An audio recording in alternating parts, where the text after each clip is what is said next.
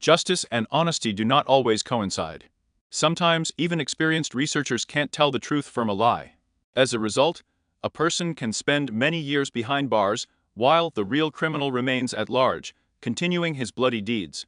Childhood and youth. Jennifer Black was born on the 8th of January, 1967th year, in Oklahoma, United States of America. She grew up with a single mother and a brother. The children were very friendly from an early age. Jennifer played the piano, loved to dance, was sociable, open, and very creative. Unfortunately, at a young age, she learned what real cruelty is. When Jennifer was 12 years old, a male family friend who was much older raped a schoolgirl. It was a heavy blow for the girl, from which she could not recover for a long time. Nevertheless, she managed to get out of the vicious circle of pain and anger. She graduated from high school and then went to college. Her future husband Michael was born into a family that was constantly moving. His father was a colonel in the US Air Force, so they had to regularly change their place of service, moving from one base to another. Of course, it is difficult to raise children in such conditions, but Michael was a very quiet and obedient child. His father managed to instill discipline in him, and communication with a loving mother and other military children only strengthened this. The boy was diligent and very smart. He even managed to enroll in the governor's program, within which he began to study nuclear physics. For his success in this direction, Michael was awarded a certificate of honor. After that, he continued his scientific education at the Georgia College of Technology. Nothing in the life of a young man was given them a blow. He achieved everything by his own labor. As he later admitted, during this period, Michael had to work hard as a pizza delivery boy to pay college bills. At the age of 21, Michael got married for the first time. They lived with his wife for about 1 year. Then there were constant problems in their marriage, and finally they decided to divorce. Acquaintance and family life. In the 88th year, Jennifer decided to enroll at the University of San Diego. She planned to get a degree in business administration. Michael at that time decided to follow in his father's footsteps and serve in the Navy. He was an excellent Gulf War veteran and helicopter pilot. The young man has just returned from another assignment. Therefore, he had free time to move around the city. To unwind, he decided to go to a party at a mutual friend's house, where everyone was invited. There Michael and Jennifer met, and immediately felt a mutual attraction. Michael asked the girl out on a date, and she agreed. The couple went to the cinema. After that, they decided to date. In the 91st year, the lovers got married and moved to Simpsonville, Southern California. They liked this quiet town. Thanks to their church community, the couple found many friends. At that time, Michael was in the Navy and was rarely at home. They were a Christian and deeply religious couple, seemed like the perfect people to start a family. 4 years later, they had a daughter, who was named Abby. The family was lucky. After the birth of his daughter, Michael left the army and found a high-paying job as an engineer with a convenient schedule. The young father was finally able to devote more time to his loved ones. In his spare time, he also decided to take on an important responsibility. He became a Sunday school teacher. Nevertheless, because of her husband's work, they moved several times. Each move was given to his wife very hard. As soon as she had time to get used to the new city, get to know the neighbors and make friends, Michael offered to change her place of residence. Jennifer obeyed because of her religious views. The last time this happened was in the year 2001. The couple and their child decided to settle in Grand Junction, Colorado. It was a small, cozy town, a ski resort that attracted wealthy tourists. In Grand Junction, a man managed to get a fairly prestigious position as an engineer in a city company. In addition, Michael taught at a local Sunday school organized by the church. All members of the Black family were very religious people. Some of their friends reported that they prayed literally before every decision they made together. In 2001, Abby was already 6 years old. The girl was preparing for school by attending preparatory courses at a Christian school where her mother worked as a teacher's assistant. The girl was good-natured and thrifty, helped her parents around the house. Besides, Abby was no less devout than her father and mother. Disappearance on November 13, 2000 of the first year, the emergency service received a call from a man. Dispatchers received a call from the Black family home. When the police arrived at the scene, the front door was open. Michael Black met the police on the street. According to the head of the family, he had just returned from work and noticed an open door, although it was always closed in their house. This alarmed him. He went inside and didn't see anyone. Going further into the bedroom, he found blood on the marital bed, which was dripping on the floor. The head of the family found that his wife's jewelry box was empty. The same can be said about Jennifer's purse, which was lying on the floor. Things were scattered. He searched the whole house, but his daughter and wife were nowhere to be found. Michael still believed they were alive and asked for help, believing they had been abducted. Because of the large amount of blood found, the police assumed that Jennifer and Abby were probably no longer alive. Both were most likely murder victims. The Colorado River flowed not far from the house. The police suggested that the bodies could have been dumped into the water. They searched the entire area, but found no trace of the victims. Volunteers and search teams were formed. They combed the vast area around the house, began to interview neighbors in search of clues. Relatives of the missing woman arrived in the city. They also actively participated in the search and supported Michael.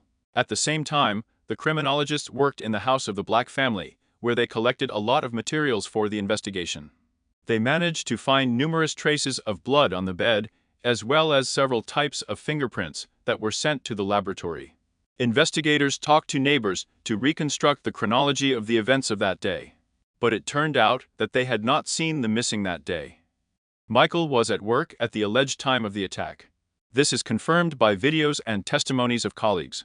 According to him, his daughter and wife were still alive when he saw them early in the morning. It turned out that the attack occurred in the period before the return of the head of the family from work.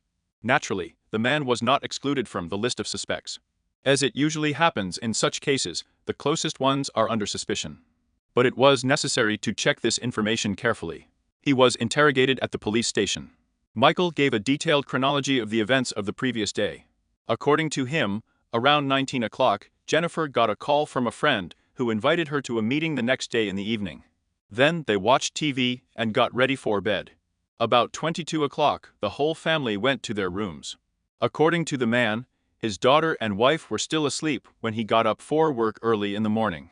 After he left, they had to get up around 6:30 in the morning to go to preparatory classes at school. After that, Jennifer had to go back and do her usual things. According to Michael, he usually called his wife several times a day. It's become a good habit. But that day he could not get through to his wife even once. The man kept trying, but his wife didn't pick up the phone. Then he called his wife's friend, believing that they had agreed to meet in the afternoon. But she denied it and did not know where his wife could be. Michael didn't worry about it because his wife was busy that day and probably just didn't hear the phone. Jennifer was doing laundry, cleaning, cooking dinner. Michael decided not to distract his wife. But when he returned from work, it immediately became clear to him that something terrible had happened in the house. Everything alarmed him. Firstly, the daughter, as usual, did not rush to meet her father. Secondly, there was no smell of dinner, although my wife was going to cook it before leaving. Michael noticed all this and immediately called the police. The man left the house so as not to break the tracks and waited for the police on the street. The investigators continued their investigation. It was established that Abby did not show up at school that day. However, this was not a surprise for the teachers. The day before, the class teacher received a call in which she was informed that the student would not be able to come. Who exactly called remained a mystery. The teacher did not attach much importance to this, but said that a man called. She assumed it was the girl's father. Michael denied contacting his daughter's homeroom teacher, which seemed suspicious. Jennifer's friend from Melson Church said that the Black family seemed perfect from the outside. But she noticed that the wife was afraid of her husband. Obviously, there were serious problems in their marriage. Jennifer communicated with her friend only in the absence of her husband, who probably forbade her to bring guests. One day she visited Jennifer at their house, and in a panic she began to kick her friend out of the house so that she could clean up and cook dinner. All this happened so that her husband would not notice any traces of her presence. It turned out that on the eve of her disappearance, Jennifer contacted her again. She asked if she and Abby could come to her place. She clarified that Michael would not be there, which was strange for a family that always traveled together. Her friend, of course, agreed. But the whole situation seemed strange to her. She realized that Jennifer had a major quarrel with her husband, and she didn't want to see him anytime soon.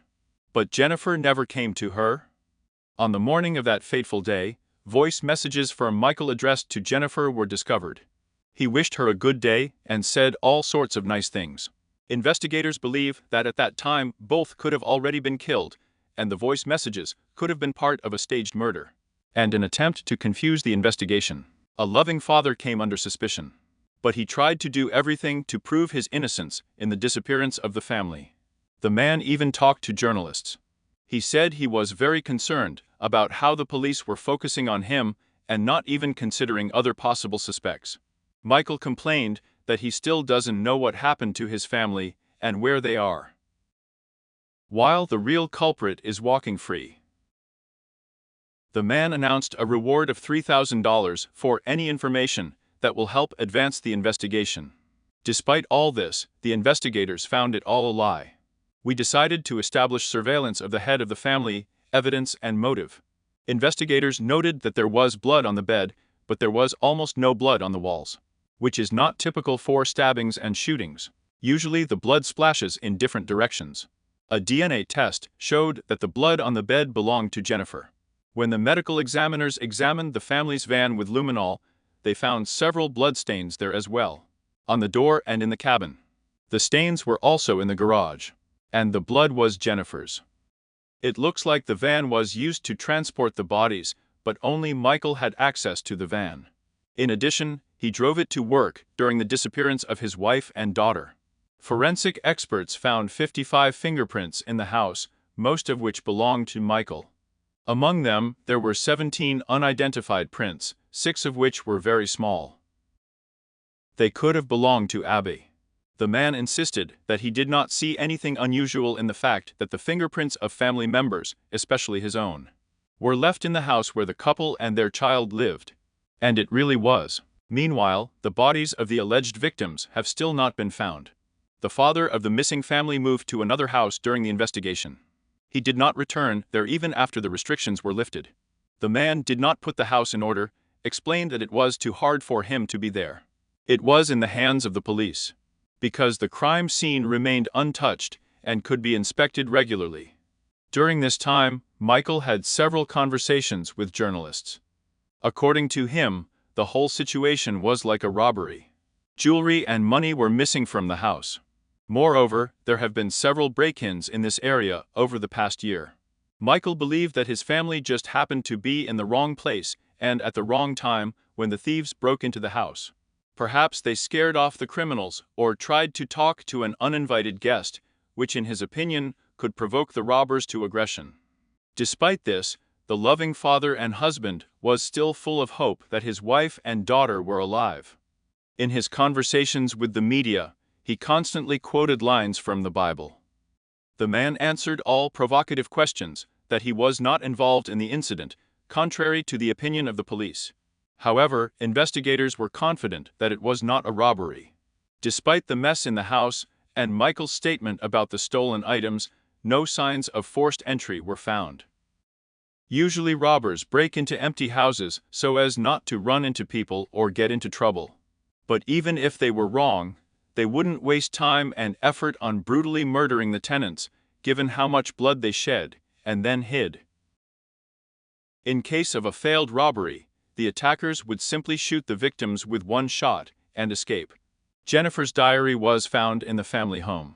In it, she mentioned that on the eve of her disappearance, she had a strong quarrel with Michael, and she was afraid that he could seriously harm her. She did not go into details, describing everything from a biblical point of view. The investigators asked Michael to clarify the situation. He claimed that he did not remember the quarrel. Later, the police found a letter from Michael addressed to Jennifer. In it, he apologized for letting the devil into their lives. And there were no details here about what exactly happened. It was now obvious that things were not going smoothly in the couple's marriage. Then the police discovered something stranger. After examining the family computer, they found thousands of images with hardcore pornography on it. Michael denied any involvement. He claimed that his wife was trying to diversify her life after undergoing a hysterectomy. It turned out that Michael had been using escort services for a long time and generally had an erotomanic inclination. The escort agency confirmed that he was their regular customer and regularly used group massages. The last time he visited the agencies was just a few days before the bloody incident. According to the women, the couple really had problems in the intimate sphere for a long time. Therefore, Michael first used escort services out of curiosity, and then became addicted to them. Evidence investigators came to talk to the suspect, but no one opened the door for them. Although Michael's car was parked in the driveway of his new home, they began to listen. "We heard the sound of pouring water, and then decided to knock out the door." The police found Michael with his wrists cut in the bathroom. In his hand, he held a picture of Abby and Jennifer, a Bible and a note. In it, the man denied killing them. He was taken to the hospital for treatment. He survived. At this time, the sheriff's office received an anonymous call. The man reported that Michael's van was seen near Ridge Park on the day his family members disappeared. This place was only 11 minutes from the couple's house. Since all search and rescue operations at that time had already been stopped due to the weather and the time of year, the caller was asked to call back in the spring. Indeed, the man took these words very seriously. He even called the police several times, assuring them that the information was worth checking. In the end, the police resumed the search, focused on a radius of 60 kilometers around the victim's house. The search lasted 11 days. But during this time, nothing could be found in the target zone. The police received new information. It became known that Michael is suspected of stealing an industrial shredder from work. It was assumed that he took the device worth about $500 shortly before the disappearance of his wife and daughter. Investigators called the suspect. "We wanted to find out if he was involved in this incident at work." Suddenly he began to cry. He asked what the penalty for murder was, but it wasn't his confession. Later, Michael explained this question with fear. He was worried that the investigators wanted to pin the murder of his family members on him. Soon, a colleague of the suspect called the police. He provided important information. Michael was taking out the trash from work the day Jennifer disappeared. This surprised the investigators very much, as it was not part of the engineer's duties. A colleague explained that they usually took turns taking out the garbage. Michael was working at a construction site that day, tying up garbage before throwing it away. He was usually willing to accept help. But this time, he very aggressively refused, told him to stay away. His colleague, meanwhile, guessed that at this time the man was getting rid of the bodies of his relatives. Investigation of murder and disappearance. The case of the Black family. Investigators were able to establish the place where the waste from work was thrown out and began their search. The police have begun a thorough inspection of the landfill. They soon found the body of a woman identified as Jennifer Black. The body was wrapped in a red and black cloth. Upon examination, experts found a hole in the skull. As it turned out, the bullet that killed the woman remained inside the head. Apparently, the perpetrator disposed of the body after the murder. Forensic dental examination confirmed that the victim was Jennifer. The cause of death was a shot to the head at close range. Moreover, she was killed in her sleep because a mouth guard was found in her mouth, which is worn only at night. The condition of the body was depressing. It had been lying in the open air for several months, so the remains did not give the experts much useful information. It turned out that there were several garbage heaps assigned to different companies at the landfill. After checking the place where the body was found, the investigators found that this mountain of garbage really belongs to the company where Michael worked. This coincidence didn't seem random. In this regard, the police began a more intensive search in the area. They assumed they could find their daughter's body. Unfortunately, the child's body was never found in the landfill. It turned out that Michael had already left town, just leaving and not telling anyone about his plans. He just left the state. This time, the investigators felt that they had enough material to bring charges of double murder. Wives and daughters. The family of the murdered woman was outraged that she was treated like garbage, thrown into a landfill. They were sure that her husband was behind it, and that he disposed of the girl's body in the same way. No one who knew the suspect could tell where the man had gone. New evidence and the first verdict, investigators managed to find out that the fugitive's closest relative was his mother, who lived in Georgia. Michael often stayed with her when he traveled around the states. When police officers showed up at her doorstep, they immediately arrested Michael. He was taken back to Colorado, where he was charged with first-degree double murder. After these events, the search teams decided to re-examine the territory of the landfill. They returned to the place, formed detachments, and attracted volunteers. Over the next 7 weeks, the team examined 7,000 tons of garbage. But the girl's body could not be found. The prosecution suggested that the man was leading a kind of double life. From the outside, the family seemed perfect. But in fact, Michael was a manipulator and a very cruel person. However, his first wife did not confirm these arguments. She claimed that she had never been subjected to insults and physical violence. At the same time, there were several witnesses who confirmed it. Michael and Jennifer's relationship was complicated from the very beginning. The couple often quarreled. Before the wedding, problems arose because of Michael's love of parties and meetings with friends. His future wife wanted to create a strong family with him and asked him to give up entertainment. In the end, Jennifer gave an ultimatum, and Michael chose her. They got married. Then they had a child together. At that time, the husband was still serving in the Navy, and the wife was often left alone. Because of this, she had to cope with postpartum depression on her own and take care of a newborn girl. Jennifer never complained, but she had serious problems. Michael wanted to help, but he couldn't do it until the end of the contract. Because of domestic problems, the marriage began to break up. After that, Michael got a job as an engineer. It seemed. Things got better. He even started teaching at Sunday school. But his colleagues didn't like his views on how he teaches the younger generation. He often interacted with teenagers, openly talked about sex and abortion. His liberal views contradicted the ideas of Sunday school, so he had to quit. After that, they traveled all over the country. In the end, they settled in Grand Junction to start from scratch. This move brought the family heavy debts, as the house in South Carolina was not sold for a long time. Initially, Jennifer did not like the new place of residence. She often called friends from Simpsonville, complaining that she would like to return. However, the husband was able to provide a good income and pay off debts. She didn't want to leave him at this stage of life. Obviously, shortly before the bloody events, a crisis came in the couple's relationship. An employee of a local law firm said that a few days before Jennifer disappeared, she came to them. She wanted to get advice from a family law lawyer, but she was refused because the specialist was on vacation. She said that she was abused by her husband, wanted to file for divorce. Only a few days later, they were able to help her, and she was waiting for an appointment.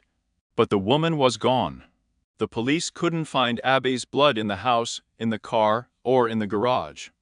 But it was assumed that she was also killed. Perhaps the girl witnessed the massacre of her mother. The girl was probably strangled, so there was no trace of blood. The prosecution decided to take a break because information about the child was needed. In the absence of a body, it was extremely difficult to prove guilt in the murder. The accused was released on bail. Before the hearing, he was allowed to live with his mother in the city. Michael insisted he couldn't have killed his family. He had no motive. He claimed that everything was fine in the family, despite small quarrels. I was even preparing for Christmas. He bought his loved ones expensive gifts worth more than $5,000, but no one believed his words.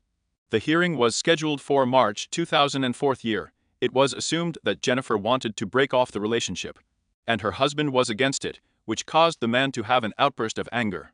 The prosecution was sure that he had killed his wife, and possibly his daughter, at night.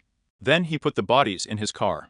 In the morning, I left for work, where I tried to get rid of them in the trash. After the work shift, Michael returned home, called the police.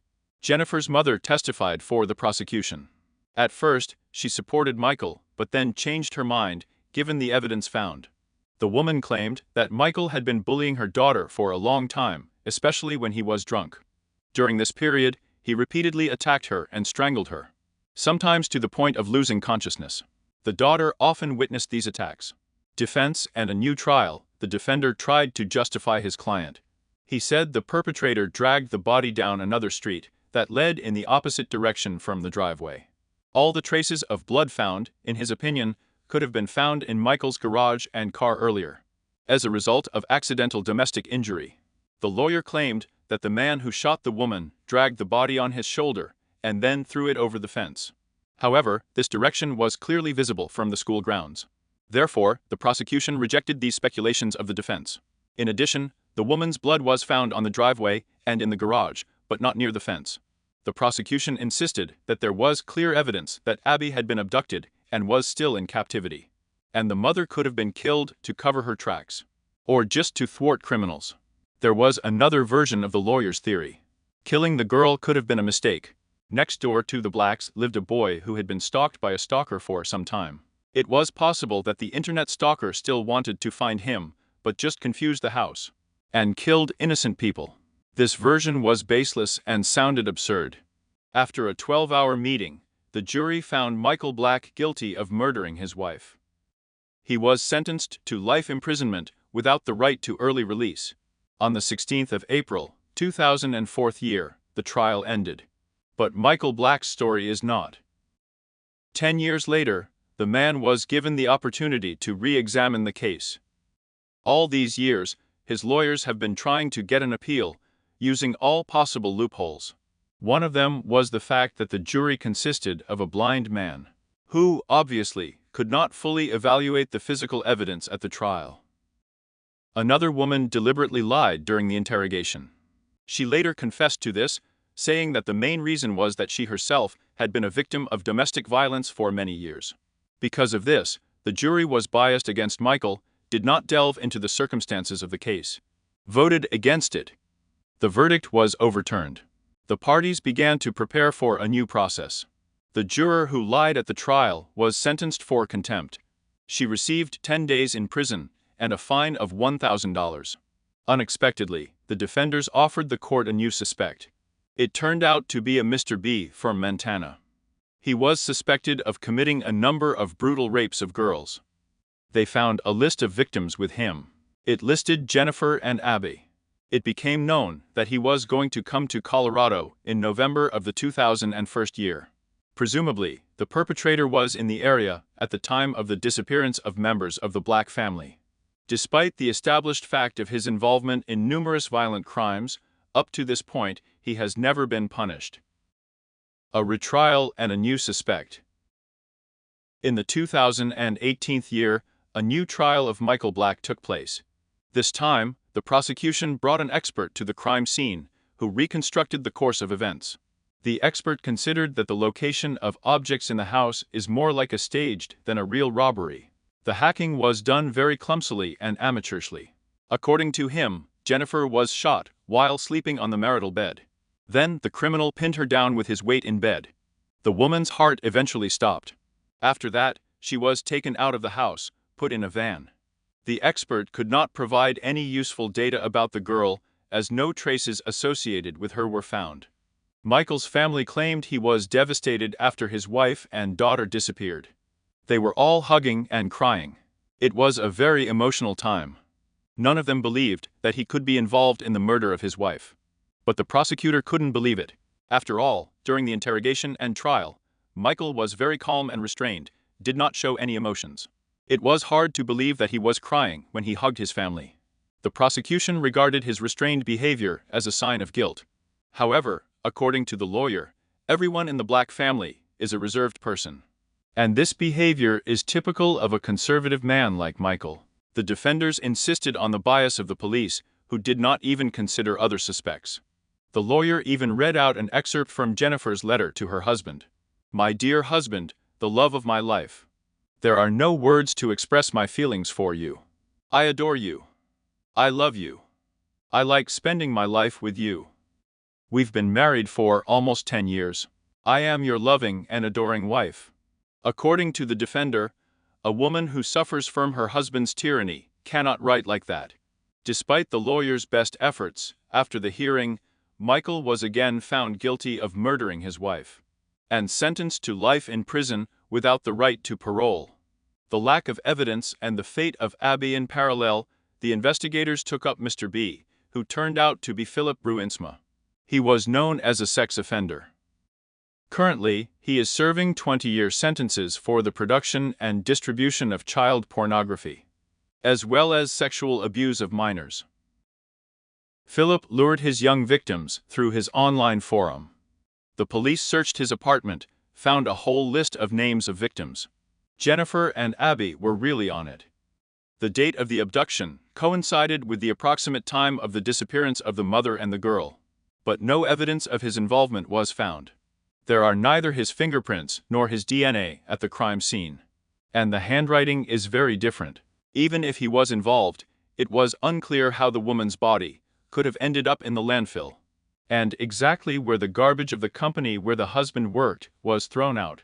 Therefore, investigators did not believe that Philip was involved in the murder of a woman and the disappearance of a girl. In fact, Philip's possible involvement in the murder of Jennifer and the disappearance of Abby became known during the second trial of Michael. However, the judge deliberately refused to disclose this information to the jury as there was no evidence. The trial of Felipe Brunzer on other charges was very difficult. Almost all of his victims had serious mental problems due to the brutality of the criminal. Some have become addicted to illegal substances. Others have had nightmares for years. But none of this helped shed light on the disappearance of the girl. He refused to confess to the murders of Jennifer and Abby. To this day, the girl's body has not been found, and her fate remains a mystery. Maybe she's still alive. A portrait of what Abby looks like now has been created. It is still debated whether Michael is the real murderer of his wife or was convicted undeservedly. His lawyers promise to fight for justice to the end. The story of Michael Pollitt. The tragedy and hope. Well, perhaps everyone made mistakes in their youth. Growing up, a person becomes aware of them and changes his behavior. However, the main character of this story did not get such a chance. At least not right away. Decades passed before such an opportunity presented itself to him. On the 4th of December, 1998, Michael Pollitt was at home in the small town of Hopewell, Missouri, United States of America. His mother, Rita, was working at a local bar at the time. During her shift, her son was home alone. He got bored. He decided to take the driver to the nearest store. It was a supermarket. He often met friends in his parking lot. The teenager arrived there. I met my 15-year-old friend George C. The student invited a friend to visit him. The friend agreed. In the end, he even decided to stay at Michael's for the night. I chose a friend's room for this. They played chess and video games while waiting for their mother to return from work. Michael noticed the headlights flashing in the driveway. I realized that she had finally arrived from work. The teenager remembered this evening very vividly. He greeted his mother. She sent the boys to bed. The next thing the high school student remembered, he woke up a few hours later, almost in the morning in his room. He was lying on his bed, saw a strange haze that was seeping out from under the crack of the door. Something glittered outside. Immediately, an unpleasant smell hit his nose, unfamiliar, but which he remembered for the rest of his life. It was the smell of fire and death. His friend, who was sleeping on the floor next to Michael's bed, also woke up and looked at him in fright. Michael immediately started calling his mom by name. He didn't understand what was going on, but no one answered. The tension was building. The children began to be afraid. They panicked. A terrible find and the beginning of an investigation. When the students left Michael's room and went to their mother's room, they were literally paralyzed by fear. Michael saw human remains that had blood on them. The upper part of the body was burning. Rita was burning up to the waist. The son immediately ran for water so that they could put out the fire. He called the woman by name, hoping that she would answer. But it was too late. At this time, George ran to the neighbors to call for help. The teenagers didn't have mobile phones. At 6:30 in the morning, the emergency services were on the spot. Firefighters started extinguishing the fire. After the fire was extinguished, the teenager called his sister Crystal to tell her the terrible news. When the police arrived at the scene, they found the boy in a state of shock. He was sitting on the bed. Refused to get up. Couldn't speak clearly. The horrifying sight and the smell of burning flesh were forever etched into his memory. Police officers immediately began to inspect the crime scene. It was obvious that the deceased had suffered a head injury. She was hit on the head with a blunt object before being set on fire. The fire chief also examined the body and the crime scene. He immediately concluded that the fire was caused by gasoline or a fire starter. Forensic experts carefully examined everything. But no murder weapon was found at the crime scene. The police immediately suspected that the son had committed the murder of his mother. They didn't trust the teenager. The woman's body was badly burned. Officially, the remains were identified only in the laboratory of the medical examiner. The identity of the deceased has been confirmed. It was Rita Pollitt. Despite the fact that it was a schoolboy, there was cruelty and malice in this murder, real hatred directed against a woman. Rita was only 40 years old at that time. In addition to Michael, she has two adult daughters, Crystal and Melanie. Both were about 20 years old. The whole family grew up in Hopewell, Missouri, United States of America. Here, people were not afraid to leave their property and vehicles on the street. It seemed like a real paradise, untouched by the cruelty and malice of the outside world. Unfortunately, bloody crimes also occur in such places. The local community was shocked by what happened. Many people wanted to help in finding the culprit. But that wasn't part of Michael's plan. The environment was so friendly and the crime rate was so low that most of the locals didn't even lock their doors at night. This also applied to the politicians. Rita left the door open. I didn't think about the danger. And that could explain the lack of signs of forced entry. I will be glad to help you with the adaptation of another text or further work with this material. What would you like to do next? For example, continue adapting the text or check it for compliance with all the rules. The problem was that the police did not consider other possible suspects. All their attention was focused only on Michael. Michael's parents met when they were still teenagers. They subsequently got married. My father's name was Edward, and my mother's name was Rita. Crystal had no older sisters, remembered well how cruel their father was. Their mother genuinely loved this man. However, he constantly cheated on her. Later, Edward began to use violence against her, moral and physical. Despite her feelings, Rita could no longer tolerate such behavior. She went to the police. Children in the family have repeatedly witnessed conflicts and cruelty on the part of their father. This subsequently led to problems in the behavior of adolescents. This was especially evident in Michael.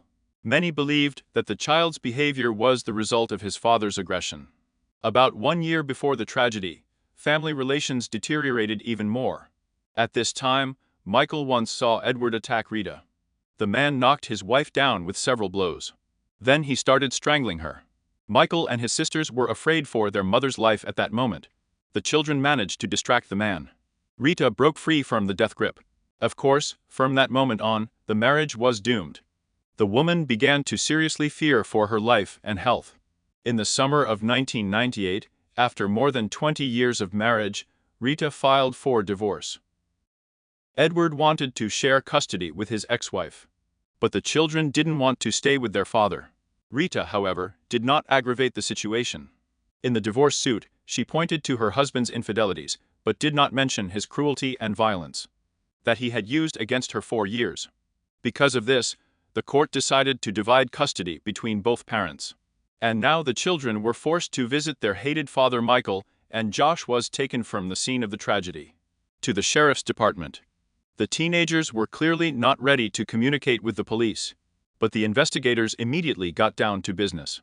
Even on the way to the station, the driver of the patrol car noticed Michael's strange remarks, as well as his insensitivity. Although his mother's body has not yet been identified, Michael spoke of her in the past tense. The teenager did not even doubt that it was his mother, because there was no one else in the house. Despite the fact that the boy could be in a state of shock, the police have increased suspicions of his involvement in the tragedy. In the department, Michael underwent a voice stress test. It is also called voice stress analysis. After the test, the police informed the boy that he had not passed it. However, this could be due to the difficult emotional state of the child, as well as the fact that he saw the mother's body.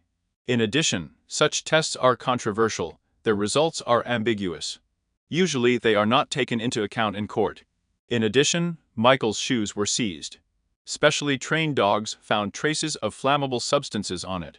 The fire chief suggested that they were used to set fire to Rita's body after the murder.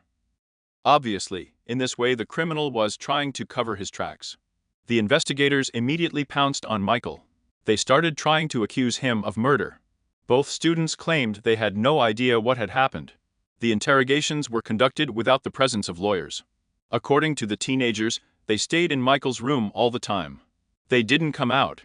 They were asleep and didn't even hear what happened. The son of the deceased insisted. He spent several hours in bed. I came out only when the smoke appeared in the morning. The teenagers woke up, smelling the smell and seeing the reflections of the fire. The light came through the cracks under the door. However, the police did not believe the teenagers. The interrogations continued with even more pressure. Both boys were taken into custody. Josh's mother came to the station. She gave her son all possible support. Michael's father, on the contrary, ignored the need to support his son. He didn't come to the station. The next day, his sister Crystal arrived. They were very close. On the second day, Josh testified on camera. His mother and several investigators were present at the same time. The 15-year-old schoolboy said he didn't know exactly what had happened. But shortly before the fire started, he woke up at night and did not see his friend in bed. He also admitted that he heard some extraneous noise. But I couldn't figure out what it was. Investigators considered that these statements contradict Michael's words, which meant that the teenager was caught lying. This only increased suspicions. Josh's testimony, in fact, confirmed the suspicions of investigators. They believed that Michael was involved in the murder of his mother. On December 7, 1998, the main suspect, 14-year-old Michael, was arrested for the murder of his mother. For the teenager and everyone who knew him, it was a real shock. Michael thought it was a misunderstanding from the very beginning. He was sure that he would be found innocent and released. Therefore, he continued to insist on his words. Although there was no direct evidence against the young man, it was not enough to convince the police. The schoolboy explained that he would never hurt his mother. He loved her very much, despite all the difficulties and conflicts in recent relationships. The teenager was hoping for all-round support. His uncle and aunt, who lived next door, really supported the boy. Like his sisters, they all believed that the teenager could not have killed his mother. And to find the culprit, you need to pay attention to her ex-husband, Edward. Unfortunately, this man had already been excluded from the list of suspects by that time. He had an alibi. Nevertheless, there were many witnesses who knew about the problems in Michael's relationship with his mother. The family was going through difficult times after the divorce. Financial problems weighed on the mother and children, and the difficult transition age of the student only added fuel to the fire. Another reason for the suspicion of the police was the character of the teenager. His behavior was hardly exemplary. Michael was in the 7th grade. He began to skip classes all the time. The teachers believed that he could stay for the second year because of problems with behavior and academic performance. Michael's behavior problems began just 10 months before the tragic event. Witnesses were found who heard him threaten Rita. These events led to the fact that the restless teenager was placed in a psychiatric clinic. The goal is to find the cause of the problems. But the doctors found nothing. They blamed everything on puberty and stress due to the divorce of their parents. Later, Michael claimed that threatening his own mother was the main mistake in his life. Unfortunately, he could no longer apologize and thought to correct what he had said. Many troubled teenagers behave in this way. But not everyone gets off the right track. Michael wasn't a criminal. He didn't hang out with bad companies and didn't get into trouble. However, the police were 100% sure of the teenager's guilt, despite his denial and the assurances of all his relatives. Several years have passed. Michael was waiting for the hearing. All this time he was in custody. He was considered particularly dangerous, so he could not be released on bail. Shortly before the trial began, the prosecutor offered him a deal to confess to manslaughter. In this case, he could receive the maximum punishment, up to 15 years in prison. But the teenager refused. Michael continued to insist on his innocence. He didn't want to go to jail for a crime committed by another person. In his opinion, the only one who could be so cruel to his mother was his father Edward. But his words were ignored. In January of the 2002 year, Michael appeared in court. He was 17 years old at the time. The prosecution provided the evidence gathered during the investigation. First of all, it was about shoes. Remnants of combustible substances were found on it. They set fire to the body. Analyses and tests showed that gasoline was used. The prosecution insisted that the young man was prone to arson. There were several witnesses who saw him playing with fire for fun, as well as destroying various things.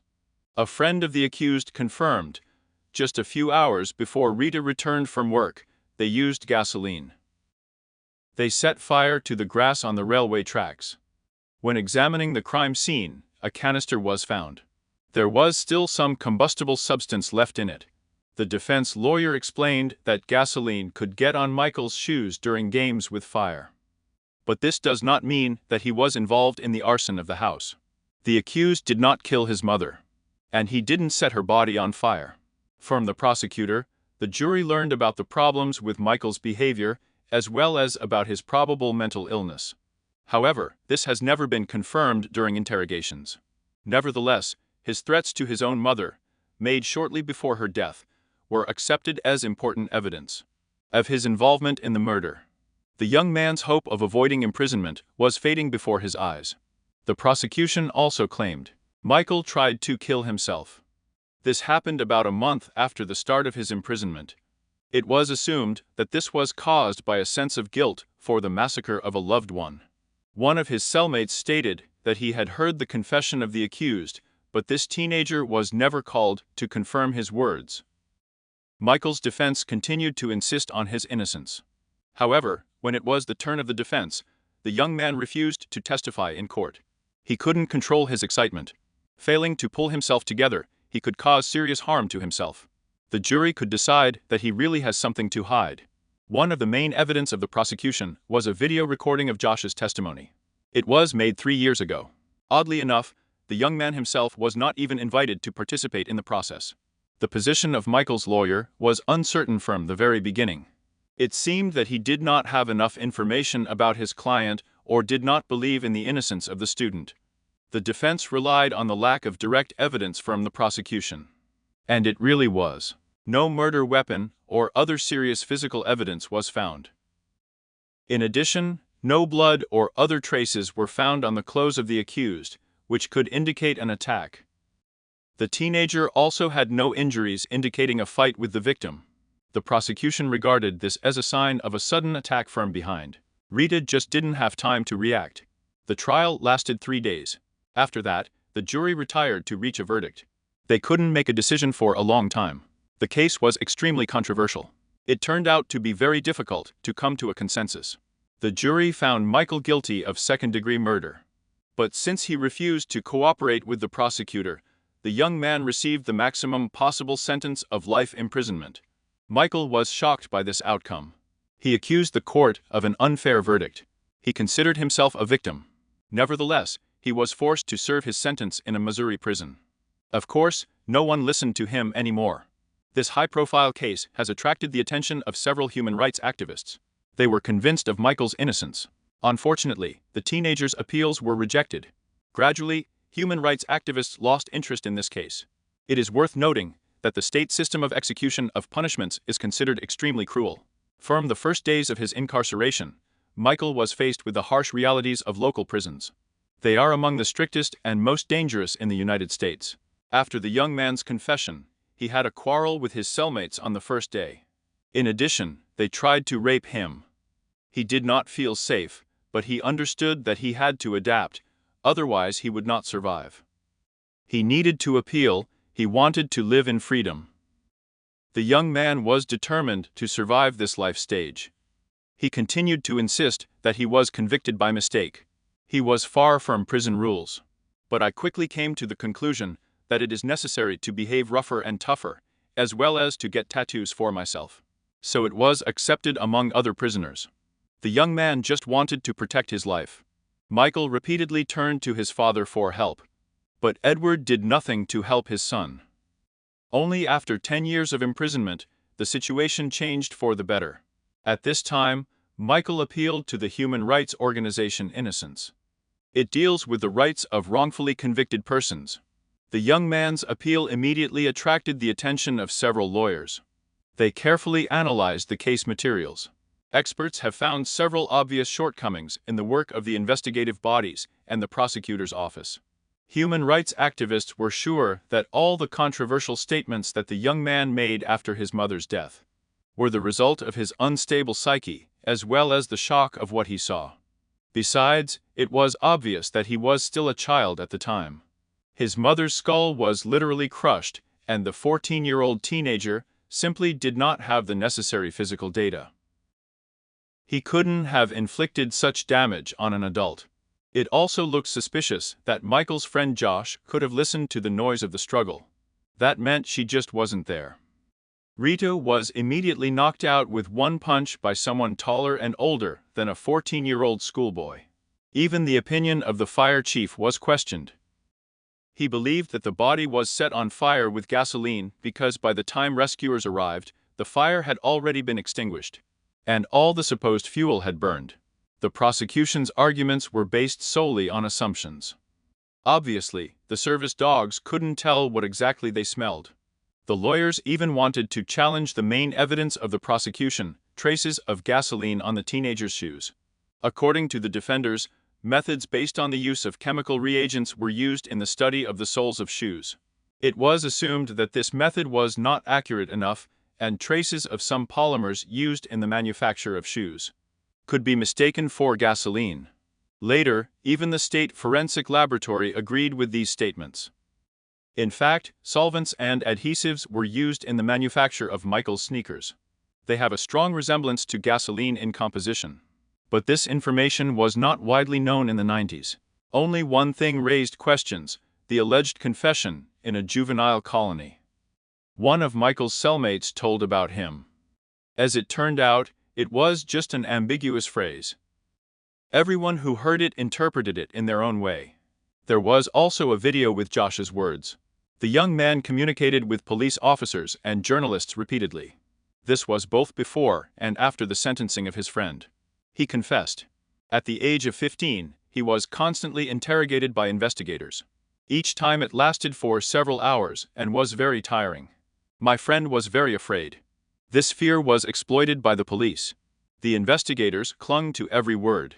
As an adult, Josh realized that he had never believed that his friend was involved in the murder of his mother. And he didn't claim it.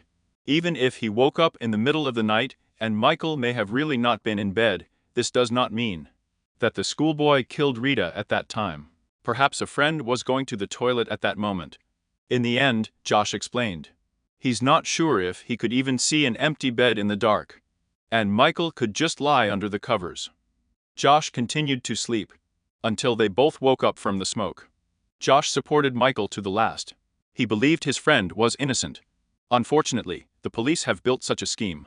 They used fragments of phrases taken out of context. Because of this, the interrogation tape gave the impression that Josh believed in Michael's guilt. Later, Josh did not confirm his testimony. He admitted that the investigators intimidated him. He had to make a deal not to be criminally liable. He was threatened. He's going to jail with Michael. For this reason, Josh was not present in person at the trial. The prosecution simply showed excerpts and recordings of his statements. Those words were about possible involvement. The friend himself was not subpoenaed. According to Michael's lawyers, this is because the young man could refute valuable evidence. It was an interrogation tape. The whole tactics of the prosecutors were built on it. Following this, a team of 3 lawyers was formed. They were determined to get Michael out of jail. They collected documents that thoroughly refuted all the allegations of the prosecutors. Many of the victims' entourage believed that the real killer was Edward, the father of the wrongfully convicted young man. He really had a strong motive for the attack. The fact is that after the divorce process, the court ordered Edward to pay a large amount of alimony. The ex-wife made sure that he gave half of his income. Many people confirmed his bad character, as well as bullying his wife. So it happened. Edward's next fit of rage occurred right during the court hearing in the divorce case. The policeman present in the hall heard him say that Rita would not see this money. However, for some reason, this was ignored during the trial. Indeed, after the murder, the police talked to the victim's ex-husband Edward Pollitt, but it turned out that he had an alibi. The man lived more than 100 kilometers from the house where the tragedy occurred. There were witnesses who confirmed his words. After this conversation with the investigators, Edward was cleared of all suspicion from the very beginning. Michael claimed that his father was the only person who could have organized the murder of Rita. The young man believed that he was in collusion with someone who could commit a crime. This opinion was shared by the lawyers involved in the case. Suspicion fell on Johnny, Edward's brother. The man's neighbors and wife were interviewed. According to them, on the day of the murder, he returned home around 6 o'clock in the morning, after disappearing somewhere for the whole night. He was never able to give a convincing explanation of what was happening to him at that time. In conversations with neighbors, it turned out that his pickup truck was seen late in the evening near the victim's house. After repeated communication with the man and inspection of his personal belongings, it was possible to find a tire iron. It seemed that this was exactly the kind of tool that could inflict a fatal injury on Rita. It was seized for examination and recognized as the murder weapon. Despite all this, the prosecution continued to insist on the guilt of Michael, who was eventually taken into custody. The lawyers appealed to the court. They said they couldn't say for sure who killed Rita Pollitt, but they were sure it wasn't Michael. They attached all the evidence of their words to the application. Unfortunately, the state of Missouri is known for very harsh justice. It is difficult to get the verdict overturned or the case reviewed here. From the very beginning, the court began to obstruct the lawyer group of the wrongfully convicted man, and the appeal was rejected. The defenders fought an unequal battle. At some point, it seemed that the defense would lose. Suddenly, a key event happened. In 2021 year, a new law was passed in the state of Missouri. He actually gave a second chance to juvenile offenders convicted of serious and especially serious crimes. Michael and his legal team jumped at this opportunity like a lifeline. And it worked. On April 22, Michael's sisters, Melanie and Christina, brought the whole family to the correctional institution. They met a brother who was released on parole after 23 years in prison. Coming out of prison, 38-year-old Mike looked up at the sky and thanked his mother. He told his family that they were always there for him, and thanks to them, he did not give up. After that, Michael wanted to ride a bike. This was his favorite activity before his imprisonment. After his release, Mike moved in with his sister, as he had no other housing. He just wanted to forget the decades spent among criminals. Then he started to reduce all the tattoos associated with the prison. He found a job as a carpenter and got the driver's license he had been dreaming about for so long. Michael also met up with his old friend Josh. He sincerely apologized for unwittingly contributing to his conviction. Michael reacted to this with understanding and said that he did not hold a grudge against him. Josh explained he regrets that he didn't fall asleep on the sofa in the living room that night. In his opinion, if an uninvited guest had entered through the front door and seen a teenager on the couch, he could have left, and the tragedy would not have happened. At the same time, Michael understood that he was still under the supervision of law enforcement agencies. Indeed, the prosecutor, despite the laws and parole, had the right to start a new trial against the released person at any time. However, he understood that the police evidence base has too many gaps and is built solely on indirect evidence. That can be challenged. Of course, such accusations as were brought against Michael have become a big problem for his reputation. He still hoped that the court would agree to review the case, since the real killer remained at large. The lawyers were very careful not to harm Michael and not to provoke the justice system into an aggressive relationship. In the end, the local sheriff was persuaded to reopen the investigation into the murder of Rita Pollitt. Of course, the investigators' attention immediately turned to Edward and his brother. Now it was necessary to double-check a huge amount of evidence that had been lying idle for more than 2 decades. The detectives also had the victim's car at their disposal. It was considered one of the most valuable clues. The prosecution agreed with the defense team. The first successes appeared in favor of Michael. He went to prison at the age of 14 for a murder he didn't commit. He spent 23 years behind bars before finally getting a taste of freedom. Without exaggeration, he spent most of his life behind bars. Nevertheless, he threw all his strength into trying to return to normal life. Michael seems to have succeeded. He had only one unfinished business left, and the hope of a complete cleansing of his name. Michael was also desperately searching for the real killer of his mother. He was sure his own father did it. If this is true, then Edward Pollitt framed his son, completely destroyed his life, and he himself went unpunished. The investigation of this crime has not yet been completed. Despite the rigidity of local justice, many law enforcement officials, including the prosecutor, sided with Michael. Therefore, he is sure sooner or later the real criminal will be punished as he deserves. The case is still being investigated, the suspect has been identified, and there are already some successes in this direction. But even the triumph of justice will not return to Michael the lost decades. Rob McLeod started every morning by browsing his daughter's website. She disappeared in August 2003 years. She was a temperamental, beautiful young woman, who at that time was 19 years old. This tragedy became a cruel ordeal for the parents of the missing woman, but it turned out that she was far from the only one in the history of one dangerous criminal. Today, we want to tell the story of the innocent victims of an incredibly dangerous man. He hid his cruelty behind cooperation with law enforcement agencies. Casey McLeod was born in 1984 in Colorado. The names of her parents are Rob and Lori. Since they had one child in their marriage, they gave all their warmth and care to their daughter. Until her youth, the girl grew up carefree. She was completely shielded from the dangers and difficulties of the modern world. However, this serene life of Casey did not last long. Later, her parents divorced, and she began to live with her mother. The father often talked with his daughter. At that time, the girl was 4 years old. She was cheerful and lively. The boundless love and care of her mother and father led to the fact that with age she formed a spoiled, obstinate character. This manifested itself in adolescence. In high school, the girl got into bad company. She started smoking, clashed with her mother, behaved inappropriately. It was a rebellious teenage spirit. The mother took it extremely negatively. The woman is tired of quarrels with her daughter. At some point, she couldn't stand it, packed up her daughter's things, and went with her to Arizona.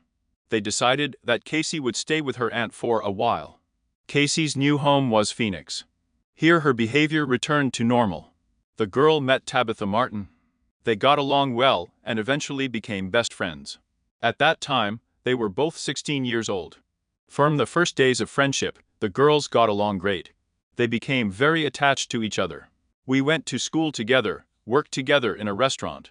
They spent almost all their free time together. According to Tabitha, after graduation, her friend fell into bad company. There she became addicted to smoking and began to bring home questionable personalities. Noticing this, Tabitha's best friend called the aunt where Casey lived. She told her about the problems. She, in turn, informed her mother. Lori immediately got into the car and drove to her daughter's house. But the friendship of Casey and Tabitha was not interrupted. She became even stronger. Tabitha was very worried about her friend, so they constantly kept in touch and took care of each other, even when they were far away. It turned out that Casey had been smoking illegal substances for several months.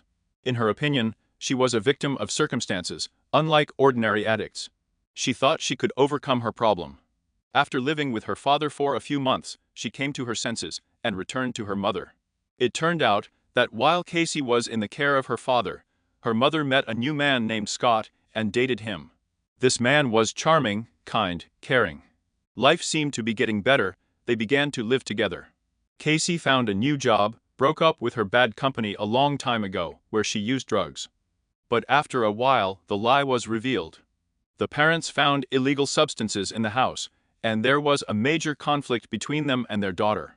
Casey claimed that she doesn't take drugs, and this, apparently, was her old stocks. The 19-year-old young woman was convincing in her words. She even agreed to take the test. But the parents could no longer believe the young rebel with addiction problems. The mother and stepfather threatened their daughter to hand her over to the police. There was a scandal. After that, Casey grabbed her bike and drove off in an unknown direction. She didn't come back for a long time. Mother was worried. The daughter was riding a bicycle and looking for her. She couldn't find her daughter. But this time, she ran away for a reason, but after a serious quarrel. She had had similar outbursts of anger and breakdowns before, greatly upsetting her parents. But she always came back quickly. This time the mother's heart felt. Something alarming has happened. Casey's own father, Rob, learned from his ex-wife that his daughter was missing. The man was very worried. He also joined the search. All he wanted was for her to come home as she had been before. However, 2 days have passed, and Casey has not returned. She didn't even show up for her shift at the diner where she worked. This finally worried the parents. Then Lori and Rob went to the police. Contrary to expectations, the police were in no hurry to search for the missing. The police told the parents, in fact, they have no right to look for their daughter. She is already 19 years old, and she can leave home whenever she wants. She is already free to do as she pleases. According to the police, she is not considered missing. To file a missing persons report, it is necessary to suspect that someone has committed a crime. Investigators believe that Casey was out with friends somewhere and would return later. They didn't want to waste their resources on a dysfunctional teenager. This reaction of the police drove the family of the missing into a dead end. The only support for the worried mother was her roommate Scott. It turned out that he had connections in law enforcement agencies. The man was an informant about the FBI and helped catch criminals. When Lori discussed her daughter with Scott, he assured her that she would definitely be found. The man took advantage of his connections and really helped Lori. The police have finally started investigating Casey's disappearance. Some clues were found. Among them is the discovery that the missing Casey returned to her mother's house after her disappearance when no one was there. This was confirmed by a small necklace left on the handle of her bedroom door. She always carried it with her. It disappeared and then suddenly appeared again. Later, the stepfather also talked to the neighbors. One of them said that he saw the missing a few days after her disappearance. The neighbor confirmed it. She saw the company. Casey herself was in it, her boyfriend, and the guy's sister at that time, Tabitha, the best friend of the missing woman, joined the search. She called everyone who might know Casey, but no one saw her. Tabitha went to the city where Casey lived and participated in search activities organized by the relatives of the missing. Then she created a social media page dedicated to a friend. There she asked for information about her. Tabitha also put up flyers with images of her best friend, gave her a description. The mother was so grateful to her new lover for his participation and help in the search that she agreed to marry him. He was her only hope and support in a difficult moment. They began to live like a real family. The man continued to support Lori. They made every effort to find her. Weeks passed in this state, then months. It took more than a year for the realization to come. Casey didn't just run away. Everyone was already sure that something much more terrible had happened to her. Tabitha was sure. Her friend had an accident and she got into trouble. Otherwise, she would have contacted her at the first opportunity. They had a close friendship. They never quarreled to break the friendship. Casey wouldn't ignore her. At this time, the mother of the missing woman also began to pronounce the most terrible scenarios that could happen to her daughter. During this period, the father of the young rebel Casey and her best friend often called on the phone. They scrolled through various options, and they began to wonder if the key to Casey's disappearance might be closer to her home and family than previously thought. They had their first suspicions, the questions that most occupied Rob McLeod. Where is his daughter? Is she all right? And does it make sense to wait for her at home?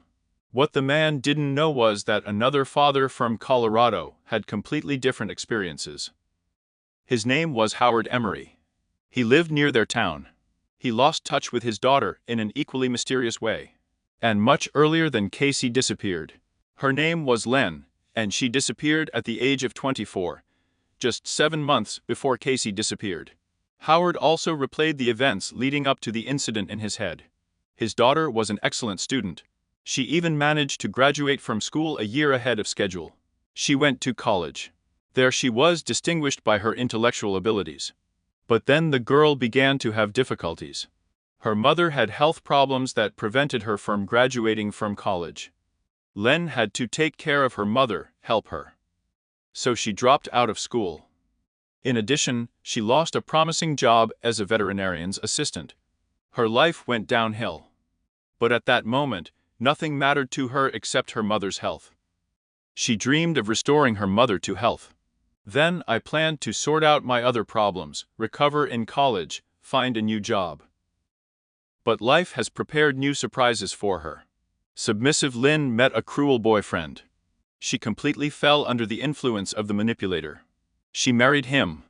Her husband beat her, did not give her the opportunity to communicate with her family. He had her completely under his control. According to the father, during this period, the daughter began to have psychological problems. This happened against the background of a series of failures and manipulations on the part of her husband. The woman considered herself a non-entity, unable to achieve what she dreamed of.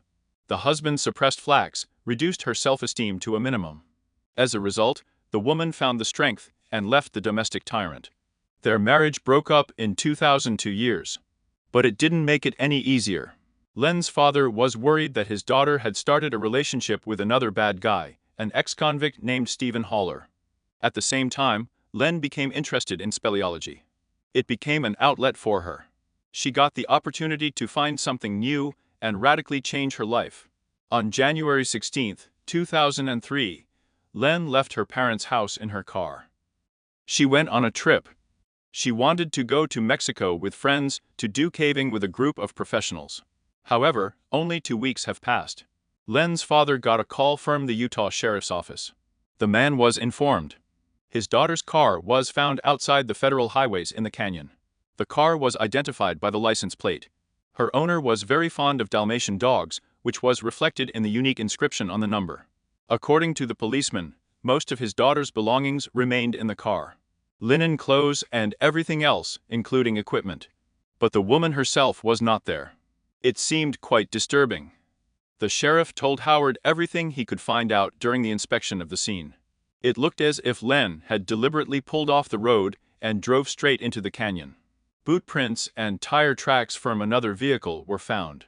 Everything said that the young caver got out of her car and got into another one. However, some traces were taken as if there was some kind of struggle going on here. The sheriff suggested that something could have happened to the woman, and she could have been kidnapped. Howard rushed to the police station to report his daughter missing near his home in Colorado.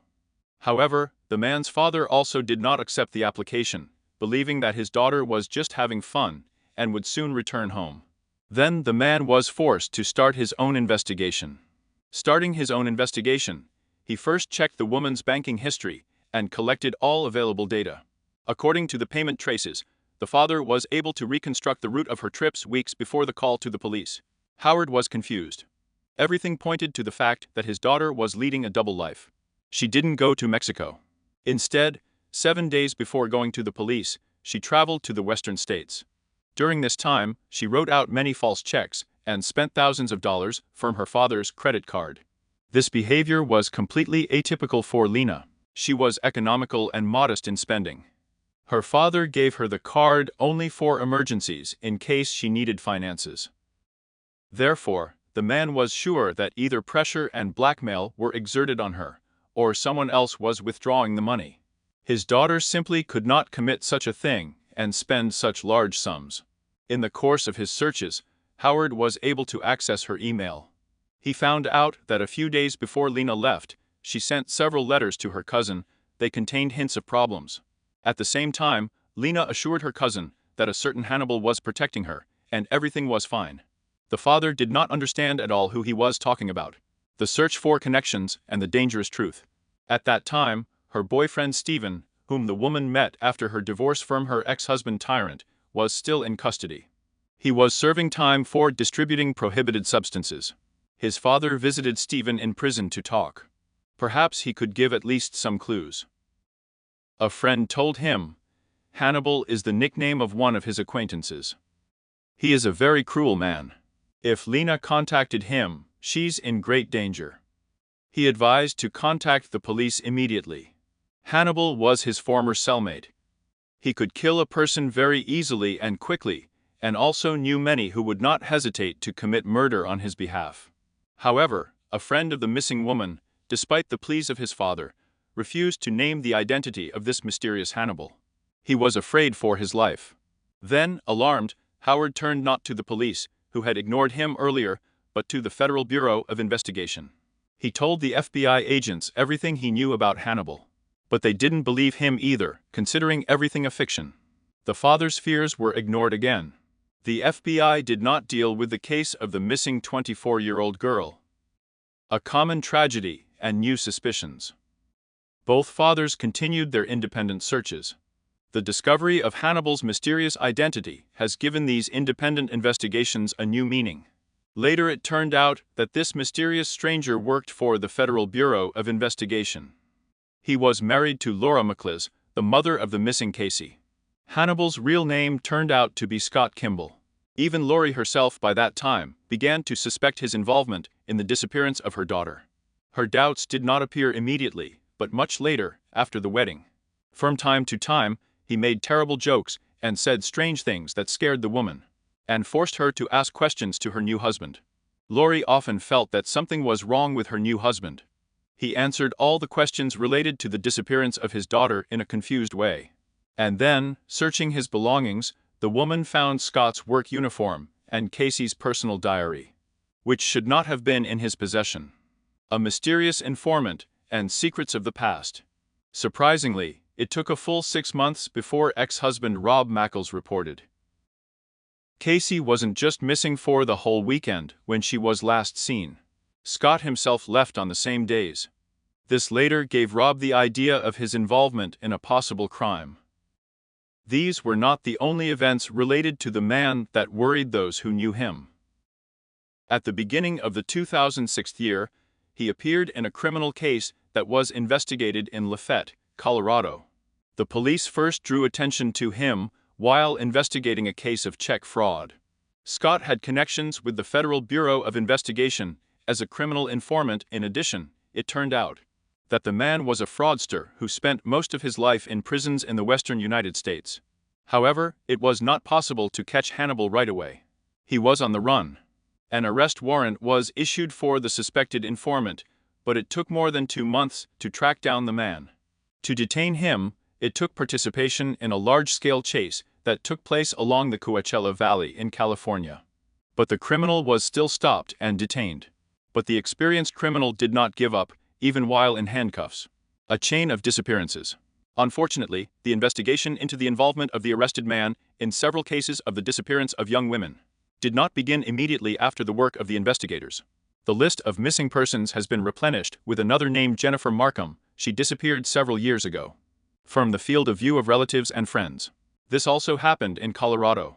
25-year-old Jennifer Markham was a single mother. She earned her living as a nightclub dancer. She was waiting for her imprisoned friend Steve Ennis from not-so-distant territories. Shortly after this event, Jennifer also disappeared. Her father Bob did not understand what had happened to his daughter, but assumed that Jenny could get into trouble or even behind bars. Only 1 year after the statement to the police, her father received a call from the Federal Bureau of Investigation. He was informed that his daughter might be in trouble. She herself has not yet been found, but her car was found abandoned at the Denver airport. The parents found out that the authorities found the woman's car much earlier than they were informed. They continued to demand answers from the investigators. And then Jennifer's mother had the opportunity to contact Scott Kimball. The informant's confession. The informant said that Markham's daughter was killed by an illegal dealer in illegal substances associated with her boyfriend. He reported that the missing woman was tied up and strangled. But the most frightening thing was at the end of the conversation with Scott. He said he could take the victim's mother to the mountains the very next day and show her where the body was. However, the parents of the missing did not accept this offer. They were afraid of him and literally believed that this would be their last trip. In any case, at the end of the conversation, the father was sure that it was the informant who killed his daughter, and he wanted to get rid of them by offering to go to the mountains. All because he spoke in a frightening, threatening voice and told everything in such detail, as if he was there and saw everything with his own eyes. Jennifer's parents went to the police to express their suspicions, but no one wanted to listen to them. The investigators trusted Kimball, who had worked for them for a long time and had a certain credit of trust. Joining forces. And this time, the parents had to take up the investigation of Jennifer's disappearance themselves. The father ordered a small billboard with a photo of his daughter. He installed it near the nightclub where his daughter worked. In this way, they hoped to get information. And it worked. In June of 2000, Rob Mackles, the father who disappeared Casey, accidentally stumbled upon the story of Jennifer's father. He recognized his poster and read what was written. The story of Jennifer's disappearance bore a great resemblance to the story of his daughter's disappearance. Then the man contacted him. During the conversation, Rob Mackles learned some shocking facts. He heard Scott Kimball's name mentioned by Jennifer's parents. Rob also suspected that Scott had something to do with Casey's disappearance. So they agreed to meet to discuss all the details and work together on the investigation. Later, they met with the father of the missing Lena Emer and also began to work with him. Scott was involved in their case as well. After that, Rob met with his ex-wife Lori. He directly asked if there were any other cases of her husband's strange behavior and mysterious disappearances of people. During their life together with Scott, the woman quickly remembered that Scott's uncle, Terry Kimball, also disappeared in 2004 year. It also seemed strange to her. Confessing to 4 murders after that, the families of the missing had a big trump card with which to contact the Federal Bureau of Investigation. They showed up at the Denver office. They reported their suspicions about the guilty Scott Kimball. Relatives were sure that he was behind the disappearance of the women. Law enforcement officers finally listened to them. They agreed. There are too many oddities in these cases, and all the threads lead to Scott. So the agents reacted and began an investigation. They stopped ignoring the whole series of disappearances. Officially, the investigation began only in the fall of 2006 year. In all these cases, the investigation showed that Scott Kimball was driven by thirst. The man wanted money, attention, and power. At the time, he was still in prison awaiting trial for fraud and assault. The investigators started talking to an informant of the Central Bureau of Investigation. He was ready to show them the most sophisticated cat-and-mouse game they had encountered in their entire career. Scott constantly lied to confuse the investigation. In one of his stories, he told his uncle ran away to Mexico with a dancer after winning the lottery. However, after checking this information, the investigators found that he did not win anything, and he did not receive any payments. Motives and deception. They also managed to find out that before the disappearance, the uncle had finances. My uncle received the amount after the divorce. The man constantly carried a briefcase with him, in which there were several $1,000s. Perhaps this was the cause of his death. The second victim in chronological order was the dancer Jennifer Markin. Scott found out about her while sitting in the same cell with her boyfriend. It was in the year 2002. He saw the photos of the beauty and almost immediately fell in love with her.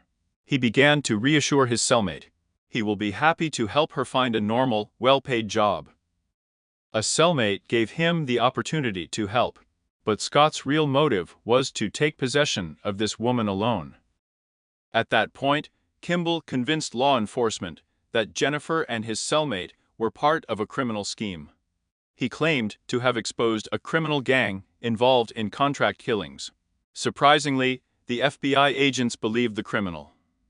He was released in December of the 2002 year. He started working as an informant. Just 2 months later, Jennifer disappeared. During the investigation, the police talked to Steve Ennis, a friend of Jennifer. He then reported his suspicion of Scott. He also believed that Scott was involved in the disappearance of a friend of another ex-convict, Stephen Halliway, with whom Lena was. And she also disappeared. Investigators tried to contact her. But since 2003, this has been impossible because of her disappearance. The investigators understood.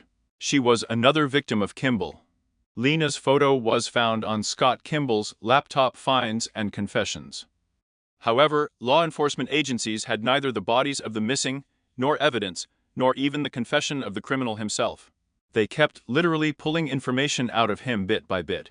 In April 2008 year, Scott finally gave a little tip. According to him, he was with one woman who died of an overdose of illegal substances in a national forest in Colorado. The police had a parking ticket. It showed Scott Kimball was in Walden, Colorado near the national forest the weekend Casey McLiz disappeared. It looks like he was disposing of bodies in this area. Then the investigators contacted the Forest Service and tried to find out whether the bodies were found there. Whether they received similar messages, the dispatcher replied that there were no such incidents. In addition to what happened in winter, a skull was found there. After examination, it turned out that it was the skull of Casey Mackles. However, no other remains could be found. It was impossible to determine the cause of death from one skull. From that moment on, the disappearance finally began to be regarded as a murder case. Scott became the main suspect. The life of a criminal. Scott Kimball was born in 1966 year in Baldier, Colorado, in a dysfunctional family. Because of this, his childhood was extremely turbulent. He survived his parents' divorce. As a teenager, he even had his first encounter with the police when he fired a gun into a neighbor's window. When Scott and his brother moved into his grandmother's house, a neighbor blamed the two of them, which led to Scott's psychological problems. He even tried to take his own life. At the age of 12, he shot himself in the head. But he was lucky. The bullet only grazed the skull. Doctors saved his life. At the beginning of his criminal career, Scott was involved in several minor offenses, including bank card fraud. He was unlucky in his personal life. In 1993, Scott married Larissa Hans. The couple had 2 sons, but the marriage could not be saved due to constant quarrels and conflicts. They divorced in 1997. Scott believed that the whole world was against him. And this, as psychiatrists later believed, was the main reason for the murders. Scott's ex-wife later accused him of theft and rape. However, she failed a polygraph test and her charges were invalidated. However, he was soon arrested and jailed for fraud. After escaping from prison, Scott returned to his ex-wife to rape her a second time. Although the rape claim was never filed. A deal with the devil. When Scott was arrested in Alaska, he appeared in court in connection with his escape.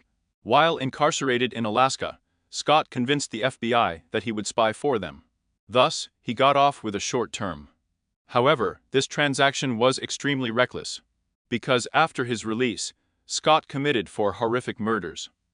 Casey's mother Lori was in shock. She married literally a monster who took her daughter away from her.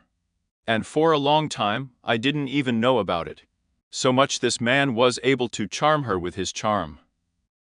But when everything cleared up, she divorced him. Lori believed that it was Scott who slipped the illegal substances on the day she last saw her daughter. He provoked a quarrel. He knew that impulsive Casey would leave the house, and he would get a good opportunity to deal with her. So far, the whole thing has been based on guesswork. There was too little evidence against him. All of them could be perceived as indirect, which were easy to refute with the help of a good lawyer. Thus, a lot of evidence had to be collected before the informant of the Federal Bureau of Investigation could be put on trial. Confession in court. Everything changed in December 2000 when Kimball was sentenced to 48 years in prison for recent crimes related to fraud and assault. But the prosecutors wanted more. They wanted to hold him accountable for all the brutal murders in which he was involved. But this required more than just interrogations. Therefore, law enforcement agencies offered the man a deal with a shorter term if he leads the police to the bodies of his victims. Scott finally agreed.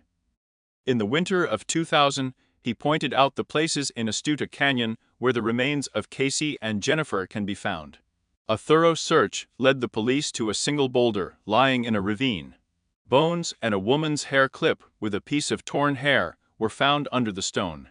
Forensic examination showed that these were the remains of Casey, who had been lying on a lonely ledge for 6 years. A bullet was also found among the remains. It was identical to the one fired from Scott's weapon. The attacker helped to find the body of his uncle in this ravine later. He was also shot. However, there was a problem with finding Jennifer's remains. Investigators searched the entire area indicated by Scott, but found nothing. It turned out that the criminal story about the location of Jennifer Markham's body was completely fictional. Scott, wanting to convince the police that he was not lying and telling the truth about the burial of Jennifer Markham, even went to a lie detector. He assumed that her body had been found and hidden by someone.